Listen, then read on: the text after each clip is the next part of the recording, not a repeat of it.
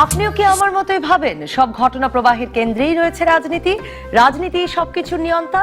তাহলে আপনার সাথে আমার জমবে ভালো। স্বাগত রাজকাহনে, সাথে আছি নবনীতা চৌধুরী। নিবেদন করছে শাহ সিমেন্ট। শুরুতেই জানিয়ে দিতে চাই মার্কেন্টাইল ব্যাংক সংবাদ শিরোনাম। দুর্নীতি নিয়ন্ত্রণে দুর্নীতিবাজদের বিচার চালিয়ে যাওয়া হবে। ইতালিতে প্রবাসীদের সম্বর্ধনা অনুষ্ঠানে প্রধানমন্ত্রী।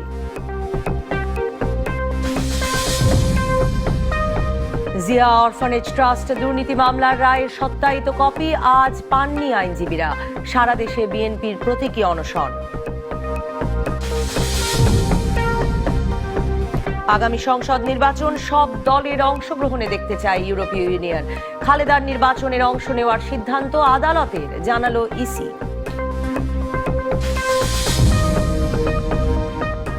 এসএসসির প্রশ্ন ফাঁসের অভিযোগে নেত্রকোনায় শিক্ষার্থী কারাগারে। চট্টগ্রামের ঘটনায় ২০ জনের বিরুদ্ধে মামলা।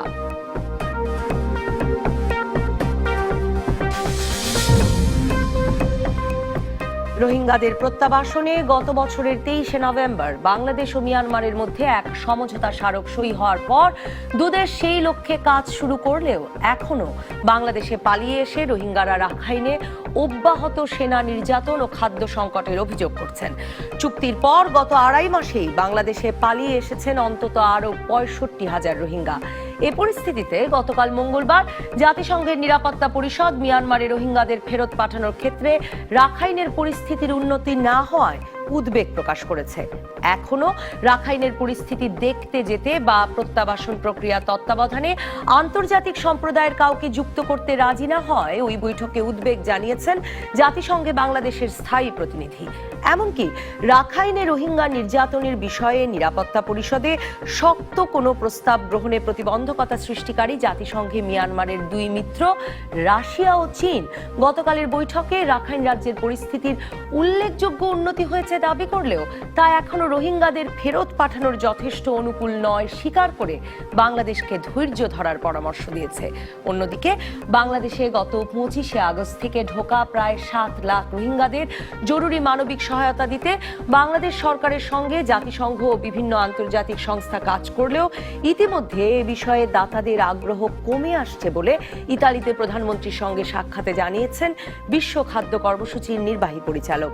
আর জাতিসংঘের শরণার্থী সংস্থা ইউএনএইচসিআর এর হাই কমিশনার নিরাপত্তা পরিষদে মনে করিয়ে দিয়েছেন বাংলাদেশে মার্চ মাসে বর্ষা এলে ভূমিধস প্রবণ এলাকায় আশ্রয় নেওয়া লাখ লাখ রোহিঙ্গাদের জীবনে আরও বড় কোনো বিপর্যয় নেমে আসার আগেই আন্তর্জাতিক সম্প্রদায়কে তাদের নিজ দেশে ফেরত পাঠানোর বিষয়ে তৎপর হতে হবে। এসব নিয়ে আলোচনায় আজ রাজকাহন স্টুডিওতে আছেন সাবেক রাষ্ট্রদূত এস.এম. রাশেদ আহমেদ চৌধুরী, সাবেক রাষ্ট্রদূত অবসরপ্রাপ্ত মেজর জেনারেল অনুপ কুমার চাকমা এবং আন্তর্জাতিক সম্পর্ক বিশ্লেষক অধ্যাপক আকমল হোসেন। স্বাগত আপনাদের তিনজনকে। আমি অবসরপ্রাপ্ত মেজর জেনারেল অনুপ কুমার চাকমা আপনাকে দিয়ে শুরু করি যে আমরা আসলে আজ বিষয় নির্ধারণ করেছি যে রোহিঙ্গা সংকট, কথা হচ্ছে কাজ কই, মানে কথা হচ্ছে নিরাপত্তা পরিষদে কালও বৈঠক হয়েছে, ইউরোপীয় ইউনিয়নের প্রতিনিধি দল এসেছেন, ব্রিটিশ পররাষ্ট্রমন্ত্রী এলেন, সুইজারল্যান্ডের প্রেসিডেন্ট এসে এই নিয়ে কথা বলে গেলেন। কথা হচ্ছে চারদিকে, কাজের কাজ কিছু হচ্ছে কিনা, আর আপনি আন্তর্জাতিক সম্প্রদায়ের মধ্যেও একরকমের হতাশা দেখেন কিনা? দেখেন, আপনাদের ঠিকই যে টাইটেলটা দিয়েছেন, কথা হচ্ছে কাজ কই। আসলে যা কিছু দেখছি উদ্বেগ প্রকাশ করছে যুক্তরাষ্ট্র, যুক্তরাজ্য, জাতিসংঘ, সবাই। সমাধান কোথায়? সমাধান তো দেখছি না। এই যে আপনি নিরাপত্তা পরিষদে যে আলোচনা হলো এই বিষয়টা উল্লেখ করলেন, এবং ওখানে যে আলোচনা হয়েছে সব দেশ, দুটো দেশ ছাড়া, মিয়ানমার তো বাদই দিলাম, সবাই বলেছে মিয়ানমারে কি হচ্ছে, যে ওখানে পরিবেশ এখনো হয় নাই, তাদের প্রত্যাবর্তন যে সবকিছু বলা হচ্ছে, এবং তাদের অনেকে কাজের কাজ যে কিছু করা যাচ্ছে না তা নিয়ে হতাশাও প্রকাশ করেছেন। কিন্তু রাশিয়া, দেখেন রাশিয়ার স্থায়ী প্রতিনিধি কি বলেছে। রাশিয়ার স্থায়ী বলেছেন এই যে এখানে আলোচনায় যেগুলো বলা হয়েছে, ব্রিফিং দেওয়া হয়েছে, উনি স্পষ্ট দেখেন তার কথাটা দেখেন, উনি বলেছেন ব্রিফিংস আর complex and multifaceted and required a coherent approach from the international community. উনি আবার মিডিয়াকেও সমালোচনা করেছেন ইঙ্গিত দিয়েছেন যে মিডিয়া হয়তো অতিরঞ্জিত করছে, এবং তা রাশিয়ান স্থায়ী প্রতিনিধি বলেছেন যে আপনি তো একটু আগে বললেন অনেক অগ্রগতি হয়েছে। এখানে যে সমালোচনা হচ্ছিল আগে যে হয়েছে, এখানে একটা সুযোগ পেয়েছে চীন বলেন রাশিয়া, একটা সুযোগ পেয়েছে। আমরা যে দ্বিপাক্ষিক একটা সমঝোতা করেছি, ফিজিক্যাল অ্যারেঞ্জমেন্ট স্বাক্ষর করেছি বাংলাদেশ মিয়ানমার, ওইটার ইঙ্গিত দিয়ে বলছেন যে দ্বিপাক্ষিক তো আলোচনা হচ্ছে, প্রক্রিয়া তো শুরু হয়ে গেছে, ধৈর্য ধরেন। আবার এটাও বলছেন যে পরিস্থিতি এখনো অনুকূল নয়, তারা বলছে চেষ্টা হচ্ছে, চেষ্টা করছে, মিয়ানমার চেষ্টা করছে।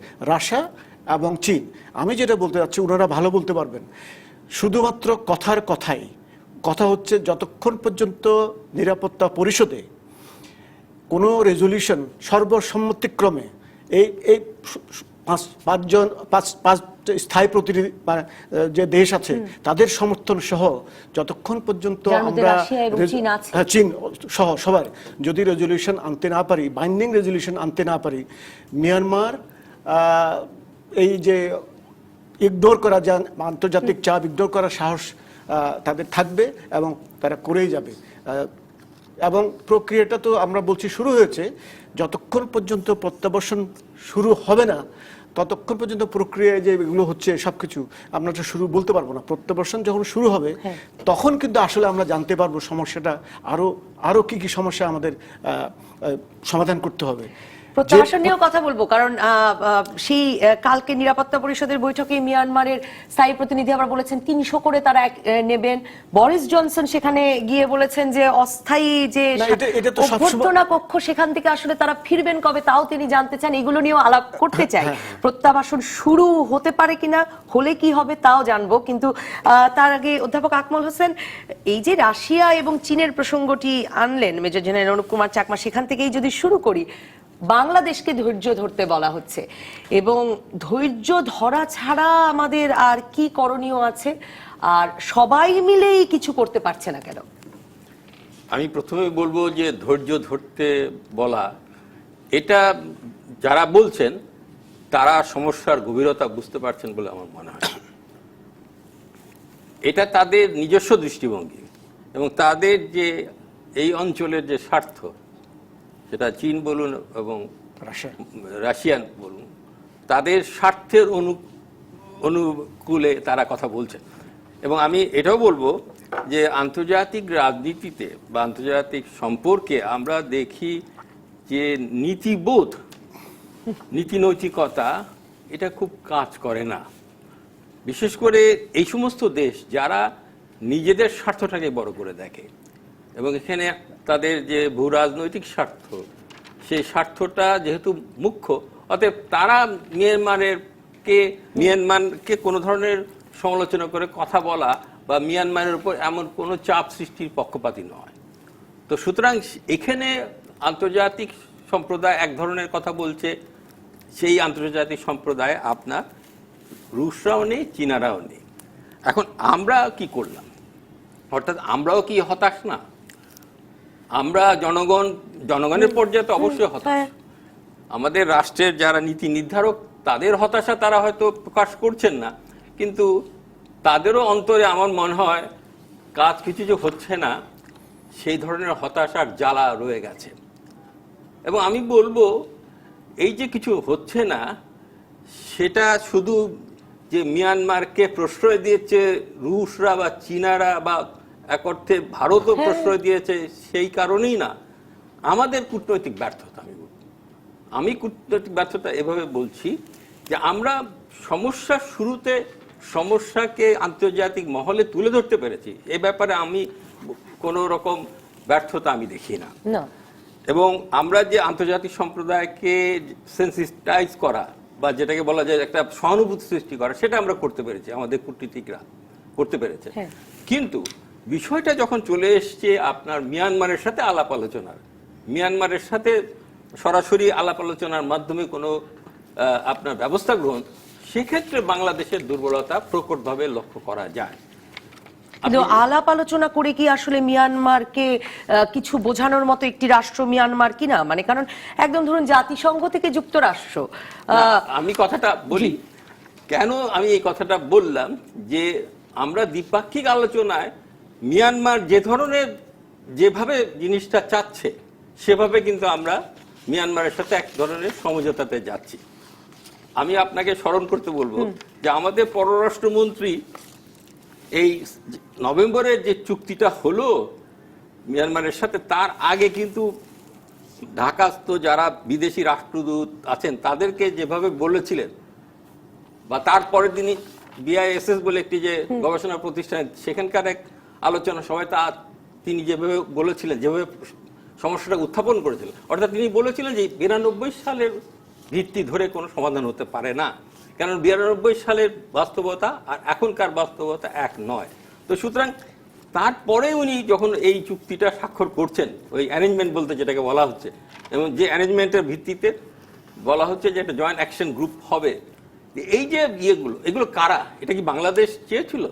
বাংলাদেশ যদি চাইতো তাহলে পররাষ্ট্রমন্ত্রীর মুখ থেকে এরকম কথা আসতো না যে আমাদের মিয়ানমার যেটা করছে সেটা হচ্ছে আন্তর্জাতিক সম্প্রদায়কে বোঝানোর চেষ্টা করছে।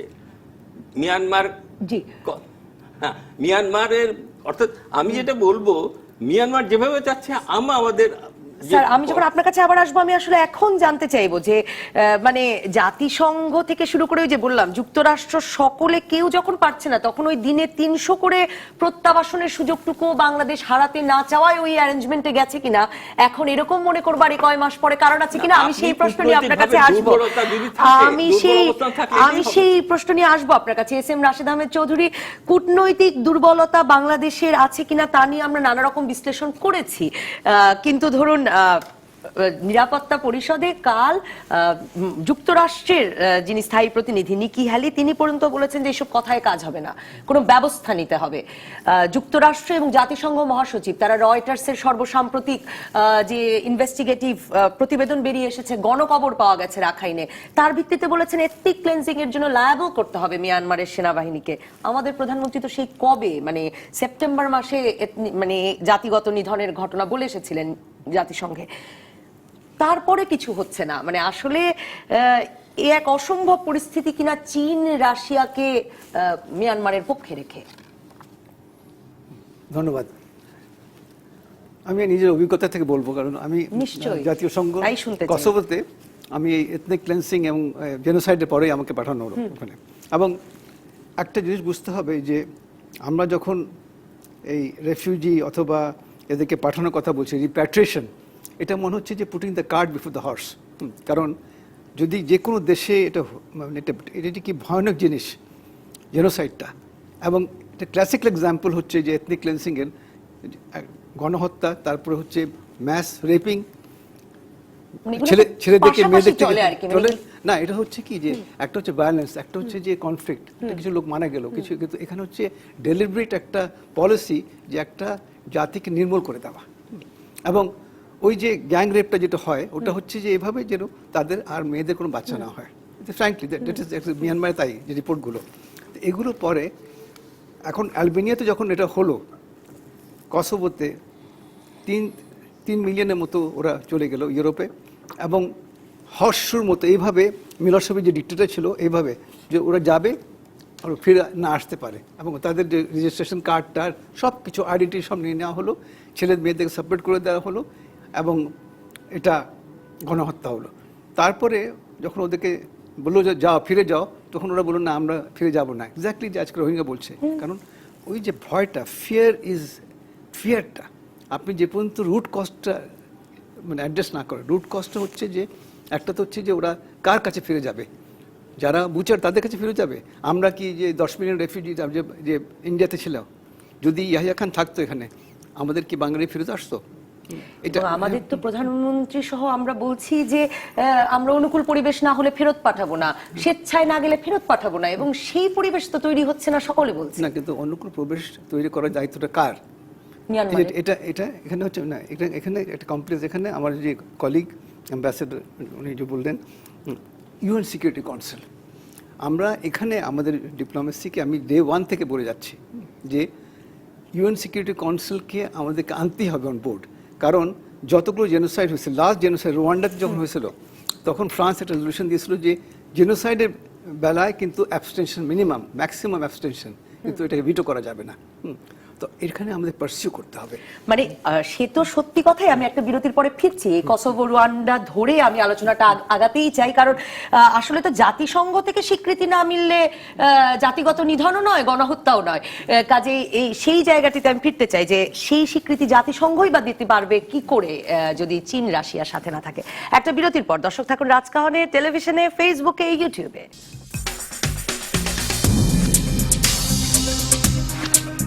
ফিরে এলাম রাজকাহনে। এস এম রাশেদ আহমেদ চৌধুরী, আপনি কসোভো এবং রোয়ান্ডার অভিজ্ঞতা থেকে বলছিলেন যে এই যে গণহত্যা, জাতিগত নিধন, এই বিষয়গুলোর উপরে আসলে ফোকাস করতে হবে। তো আমাদের প্রধানমন্ত্রী তো 25শে আগস্টে 2017 যখন রোহিঙ্গারা ঢুকতে শুরু করলেন, তার সপ্তাহ দেড়েকের মধ্যে জাতিসংঘ সাধারণ পরিষদে, আমি বলবো যে বিশ্ব নেতাদের মধ্যে তিনি প্রথম যিনি আসলে বললেন যে এই জাতিগত নিধনের ঘটনা ঘটেছে সেখানে।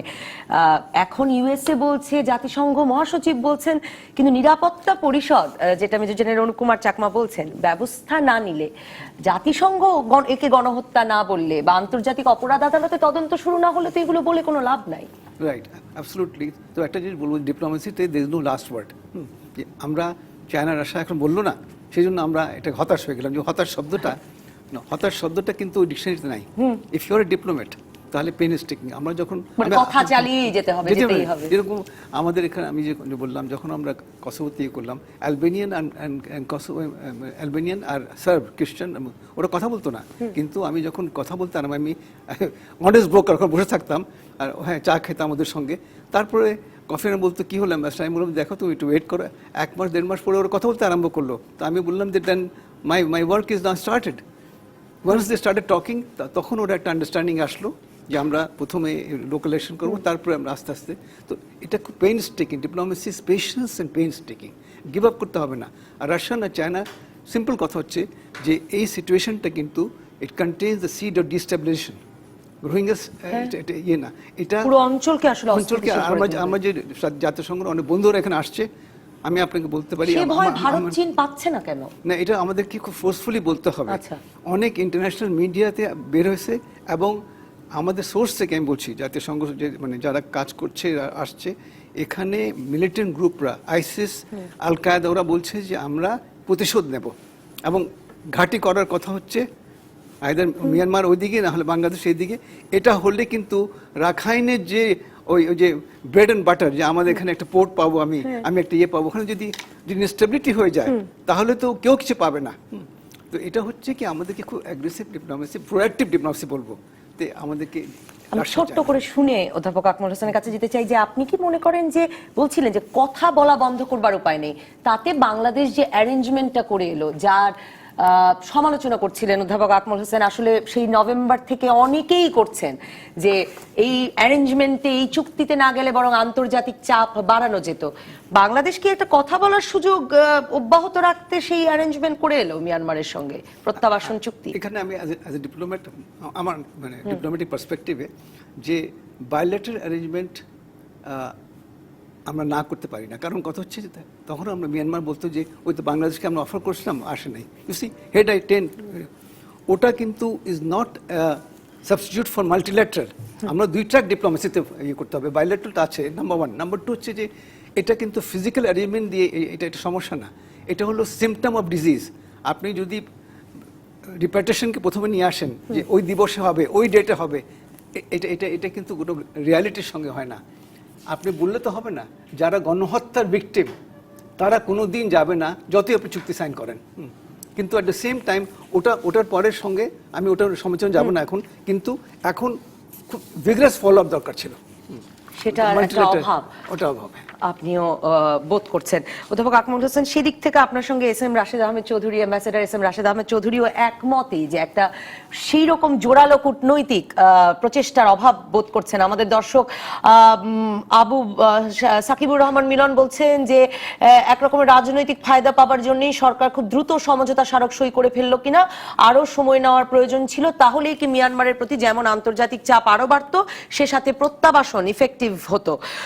শহীদুল আলম স্বপন বলছেন, বাংলাদেশ আর কতকাল চীন, রাশিয়া, ভারতের স্বার্থ রক্ষা করে চলবে? মানবতার পরিচয় আমরা দিয়েছি ঠিকই, কিন্তু নিজেদের স্বার্থ রক্ষা করতে পারছি কিনা। আর জুলকারনাইন প্রশ্ন করছেন, কিন্তু আমাদের আর কি করার আছে? দুই দেশের মধ্যে সমঝোতা না হলে আদৌ কি ফেরত পাঠানো সম্ভব হতো কিনা? চুক্তি হয়েছে, তালিকা হয়েছে, এখন ফেরত পাঠানো।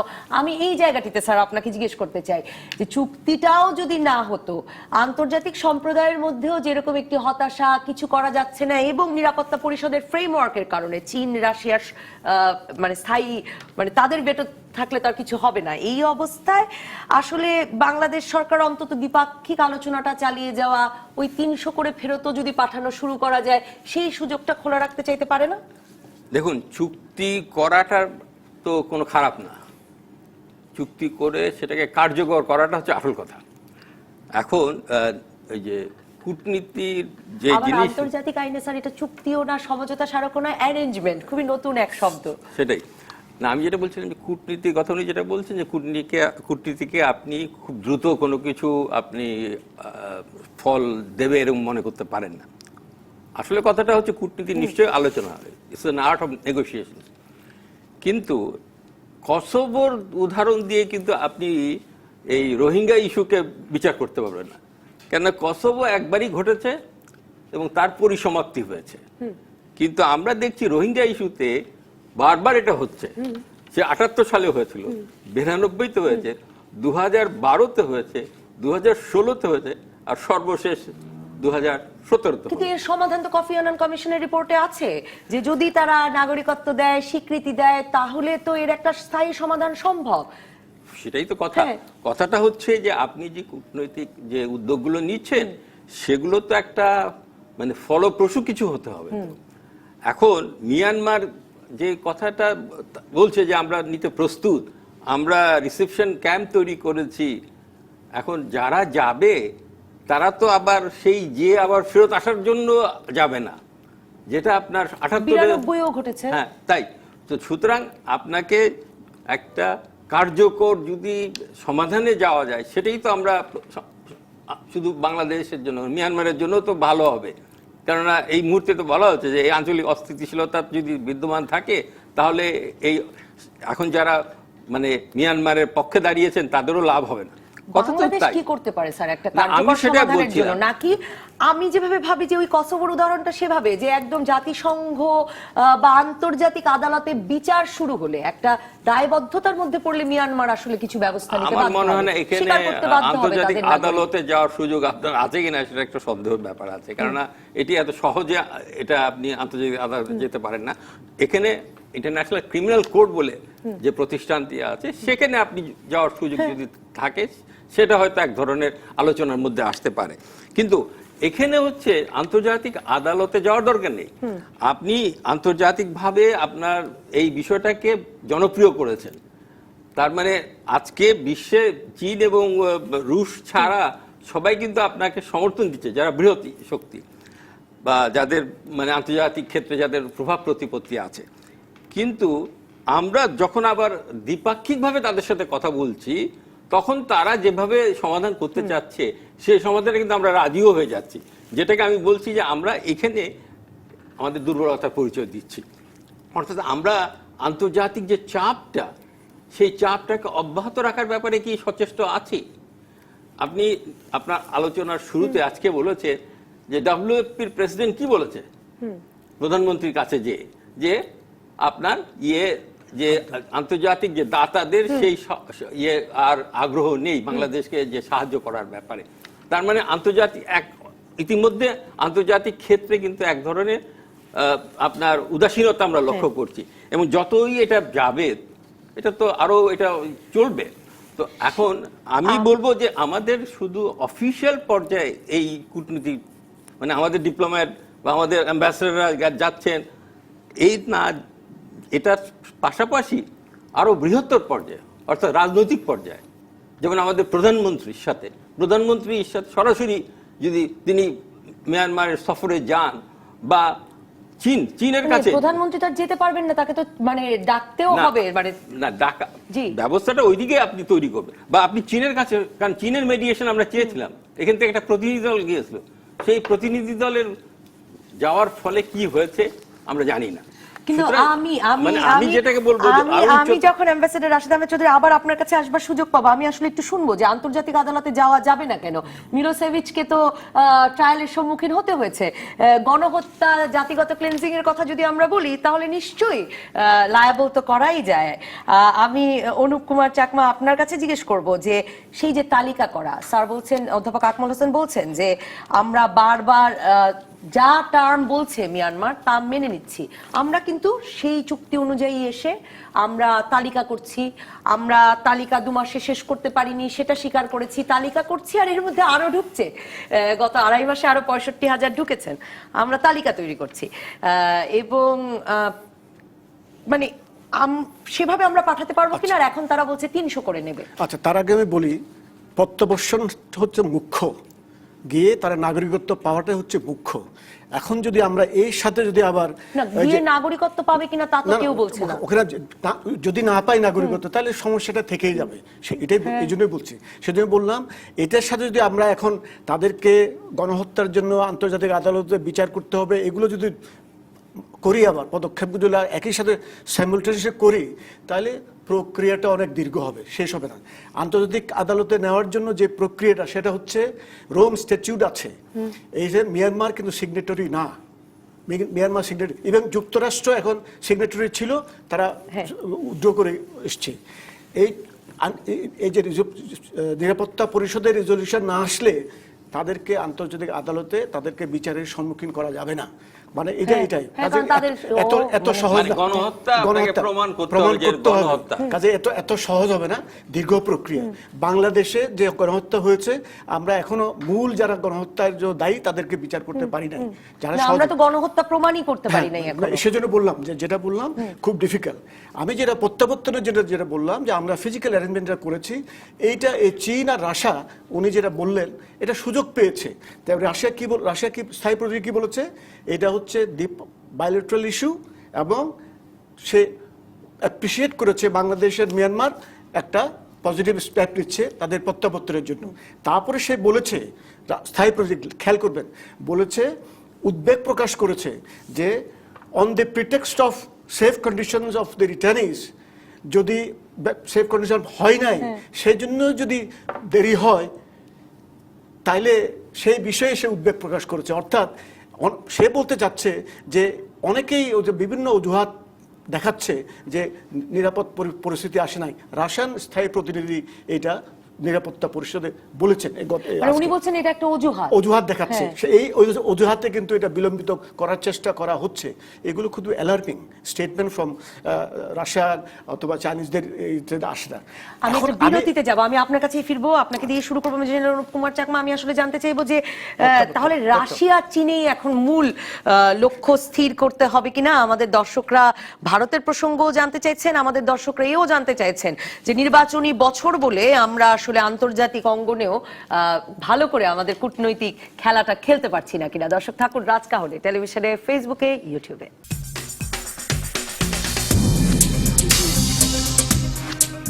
ফিরে এলাম রাজকাহনে, মেজর জেনারেল অনুপ কুমার চাকমা। আমাদের দর্শক জয় চক্রবর্তী সেই কথা আবারও মনে করিয়ে দিচ্ছেন যে আমরাও 71 সালে তাদের মতোই ভারতে ছিলাম, যথেষ্ট মানবতা ইন্দিরা গান্ধী আমাদের প্রতি দেখিয়েছেন, রোহিঙ্গাদের দেখাও তাই আমাদের দায়িত্ব। তাদের ফিরিয়ে নেওয়ার প্রক্রিয়া ধীরে হচ্ছে, দীর্ঘ প্রক্রিয়া, কাজ হচ্ছে। আতিকুল ইসলাম বলছেন মিয়ানমারের রোহিঙ্গারা তো বাংলাদেশে আছে, কাজে এটা বাংলাদেশের মাথা ব্যথা, আন্তর্জাতিক কোনো সমস্যা না, তাই তারা কেন এগিয়ে আসবেন। অরণ্য মাহমুদ বলছেন মায়ানমারের পরিস্থিতি যদি 10 বছরেও অনুকূলে না আসে তাহলে আমাদের এই অপেক্ষাতেই থাকতে হবে, কারণ কাজের কাজ তো হচ্ছেই না। আর বর্ডারটা আমরা কবে সিলগালা করে বন্ধ করব, আমার তো মনে হয় না ওরা আমাদের কথার বিন্দুমাত্র দাম দিচ্ছে। অরণ্য মাহমুদের প্রশ্ন এখান থেকেই যদি শুরু করি, বর্ডার আমরা এখনো বন্ধ করছি না, এবং এখনো প্রতিদিন 105 মতো আসছেন। এই অবস্থায় আসলে মানে আন্তর্জাতিক সম্প্রদায় একরকম জানিয়ে দিচ্ছেন, WFPর বিশ্ব খাদ্য কর্মসূচির প্রধান গতকাল প্রধানমন্ত্রীকেই জানিয়েছেন যে দাতাদের আগ্রহ কমছে। আন্তর্জাতিক সম্প্রদায় ভুলে গেলে তখন বাংলাদেশের কি হবে? আমি আমার বাস্তব অভিজ্ঞতা থেকে বলছি, রাখাইন স্টেট আমি সফর করেছি, দেখেছি রোহিঙ্গা জনগোষ্ঠী, তাদের যে গ্রাম আমি দেখেছি, তারা যেভাবে থাকে ওখানে, যে দুরবস্থার মধ্যে থাকে, তারা ওখানে থাকার আগ্রহী না।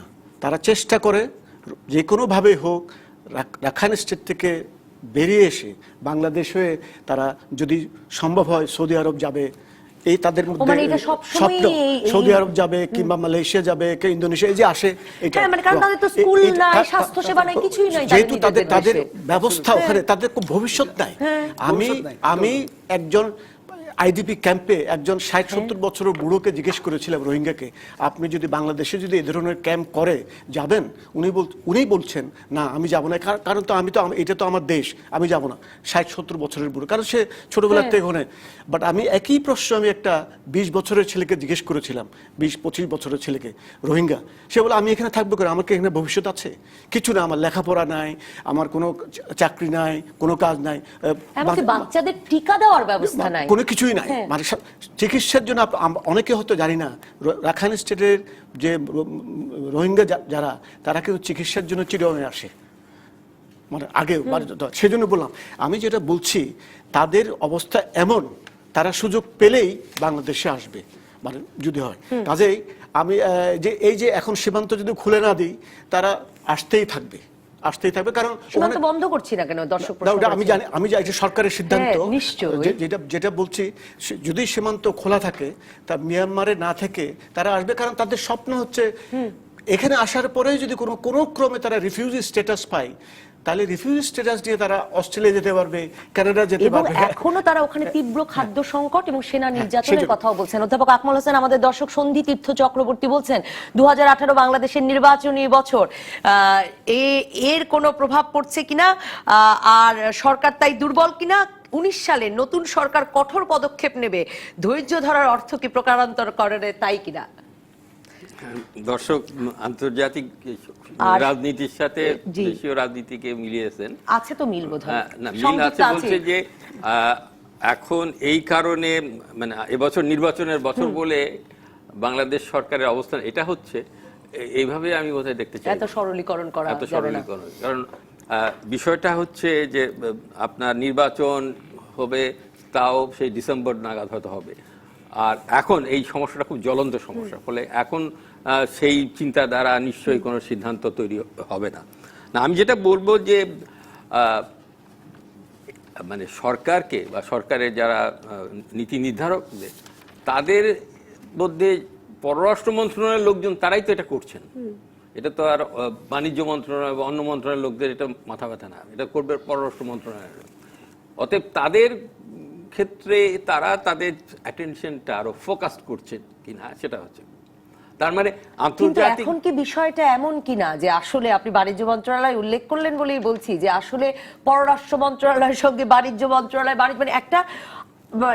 মানে একটা লাভালাভের প্রশ্ন, যেখান থেকে আপনি শুরুই করেছিলেন আপনার বক্তব্য, তারও তো একটা ব্যবস্থা করতে হবে এই চীন রাশিয়া ভারতের জন্য পক্ষে, না, আমি বিশেষ করে চীন কথাটা- রাশিয়াকে আনতে। আমি কথাটা বলছি যে আমি পেশাদারিত্বের দৃষ্টিকোণ থেকে, অর্থাৎ পররাষ্ট্রনীতি নির্ধারণ করবে কে বা পররাষ্ট্রনীতি বাস্তবায়ন করবে, এটা তো একদম। প্রথমত পররাষ্ট্র মন্ত্রণালয়।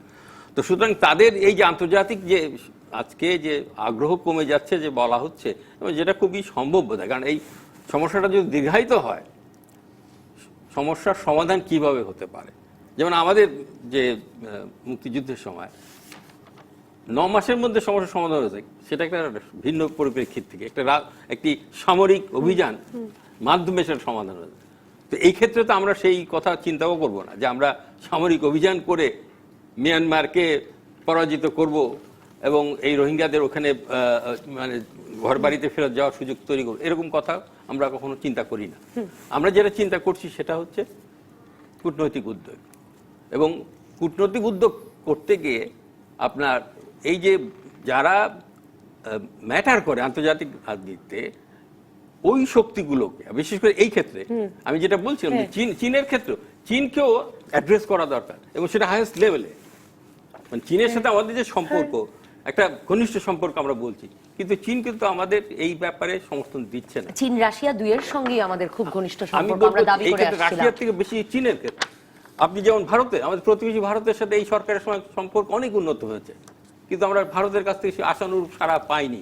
তাহলে এখানে আমাদের যে বৈদেশিক সম্পর্ক বা পররাষ্ট্র, এটা একটু চ্যালেঞ্জের সামনে এসেছে, তো যে আমরা এই যে আমাদের বন্ধু যাদেরকে মিন করছি, তারা আমাদের এই বিষয়ে প্রত্যাশা মতো আমাদের সমর্থন দিচ্ছে না। জি, আমাদের দর্শক আবু বকর সিদ্দিক আকিব বলছেন যে সরকারের আসলে কোনো বন্ধু রাষ্ট্র আছে কিনা তাই নিয়ে একটা, কিন্তু অনেক বন্ধু রাষ্ট্র, অ্যাম্বাসেডর রাশেদ চৌধুরী, অনেক বন্ধু রাষ্ট্র তো এসে বলছেন পাশে থাকবেন, আবার হিসেব নিকেশ বলছে, আগ্রহের তালিকা বলছে যে দাতাদের আগ্রহ কমছে। সাহায্য সহযোগিতা কমলে তো আসলে এই অস্থিতিশীলতার যে সম্ভাবনার কথা আপনি বলছিলেন তাও বাড়বে। আর আন্তর্জাতিক আদালতে যাওয়ার কেন সুযোগ নাই, মিয়ানমার তা অনুসমর্থন করে না, পরিষ্কার করেছেন মেজর জেনারেল চাকমা। তাহলে তো আসলে নিরাপত্তা পরিষদই শেষ ভরসা। এক আমেরিকা পক্ষে না থাকায় ফিলিস্তিন সমস্যার এত যুগে সমাধান হলো না। তাহলে আসলে রাশিয়া চীন দুজনকে বিপক্ষে নিয়ে আমরা কোনো আন্তর্জাতিক ব্যবস্থা মিয়ানমারের বিরুদ্ধে আনতে পারবো কিনা? এখানে হচ্ছে যেটা আমি যে উদাহরণ দিচ্ছিলাম, এটা না যে আমি কোনো হার্ড অ্যান্ড ফাস্ট কোনো ফর্মুলা দিচ্ছিলাম না। কসোভোর এই ব্যাপারটা এটা না যে আপনার এক্স্যাক্টলি ওই ফর্মুলা, কিন্তু এখানে হচ্ছে যে একটা হচ্ছে যে ওখানে সিকিউরিটির জন্য একটা পিস কিপিং, যে কোনো একটা প্রেজেন্স দরকার। এখন রিপ্যাট্রিয়েশনের জন্য ওরা কার কাছে যাবে, ফিরে যাবে তো একটা যে কোনো সিদ্ধান্ত, যদি এখন বরিস জনসন ওরা আসলো, এত যে বলছেন অনেকে আসতেছে, তার মানে ইন্টারন্যাশনাল সিম্পাথি এখনো আছে, তাই না? কিং কুইন এরা সবাই আসতেছে, কিন্তু আমাদের চ্যালেঞ্জ একটি সপ্তাহও বোধহয় যায়নি যে কোনো না কোনো উচ্চ পর্যায়ের আন্তর্জাতিক প্রতিনিধি দল আসেনি বাংলাদেশে। আমাদের চ্যালেঞ্জ, আমাদের ডিপ্লোমেসিটা আমি দেখি to convert this sympathy into concrete action. আপনি সিম্পাথিটা অ্যাকশন নেওয়ার কি এখন একটাই জায়গা, নিরাপত্তা পরিষদ?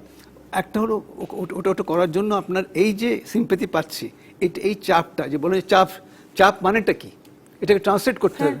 চাপ আপনি কি চাপ চাচ্ছেন, কোথায় চাপ চাচ্ছেন? চাপ তো খালি চাপ মানে স্টেটমেন্ট তো না। আমি যেমন একটা সময় ভাবতাম যে এই যে আন্তর্জাতিক মহলে আলোচনা, বিভিন্ন দেশের রাষ্ট্রপ্রধানদের আলোচনা, বিবৃতি, পাশে থাকার আশ্বাস, এগুলো একটা চাপের মুখে ফেলবে, তা তো ফেলছে না। এখন তাহলে চাপটা আপনি কিভাবে ট্রান্সলেট করবেন? এটা হচ্ছে যে একটা কংক্রিট প্ল্যান। এই প্ল্যানটা অনেকে বলে যে এটা হবে না, আমি অনেক জায়গায় বলছি, বলার সঙ্গে সঙ্গে অন্য, কিন্তু কি হবে সেটা তো আমাদেরকে চেষ্টা করতে হবে। যে একটা হচ্ছে দুইটা এলিমেন্ট আছে, যে রিপ্যাট্রিয়েশনে কোনো দেশে জেনোসাইডের পরে লোকজন ফিরে যায় না যদি আপনি অনুকূল প্রবেশের মধ্যে, একটা হচ্ছে সিকিউরিটি, ওদের সিকিউরিটি। দুই নম্বর হচ্ছে যে ওদের আজকে না অনেক দিন থেকে, অনেক বছর থেকে তারা কিন্তু রিপ্রেশন করছে, এবং যে এটা এখন স্কলাররা বলছে যে মিয়ানমার সাইলেন্ট জেনোসাইড কিন্তু চলছিল অনেক বছর থেকে, তাদেরকে বঞ্চিত করা হচ্ছিল। তো এটা অনেক একটি ইতিহাসের মধ্যে যে বুদ্ধিস্ট যে বুদ্ধিজম ওখানে তারা বলে যে আমরা দেখেছি যে ইন্দোনেশিয়া, মালয়েশিয়া, অন্য দেশে যে বুদ্ধিস্ট ছিল, মুসলিমরা বিয়ে করে সব ক্যারেক্টার চেঞ্জ করেছে। তো আমরা হলো লাস্ট আউটপোস্ট, আমরা একটা পিওর রাখবো। এখন এটা হচ্ছে খুব বড় চ্যালেঞ্জ, এটা ইন্টারন্যাশনাল প্রেশার। যদি এরা আমার বন্ধুরা যে যারা আসছে ইউকে থেকে, ইউএসএ থেকে, অন্য দেশ থেকে, তাদেরকে আমাদের বলতে হবে তোমরা এখন রাশিয়ান চায়নাকেও, কেন রাশিয়া চায়না কিন্তু ওদেরকে দিয়ে, আমাদের হয়তো কথা অত, ওদেরকে ছাড়া অনেক কিছু হয় না। এই যে নর্থ কোরিয়া ইস্যুতে দেখলাম, চায়না তো ওই স্যাংশন তো দেওয়া হলো, এবং চায়না ওই স্যাংশনটা মানলো অনেকটা। সেই জন্য আমাদেরকে এদেরকে উপরে প্রেশার আনতে হবে। অ্যান্ড কংক্রিট টার্মস হচ্ছে যে পলিটিক্যাল যে ইস্যুটা, তাদের যে নাগরিকতা, যে নাগরিক নাই, সেটা কে বাস্তবায়ন করবে?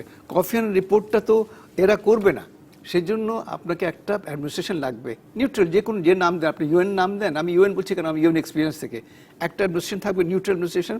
ওরা যাওয়ার পরে একটা ইউএন পিস কিপিং হোক, যে কোনো পিস কিপিং, তাহলে যাবে, যাওয়ার পরে আপনার বাস্তবায়ন করার জন্য একটা নিউট্রাল বডি লাগবে।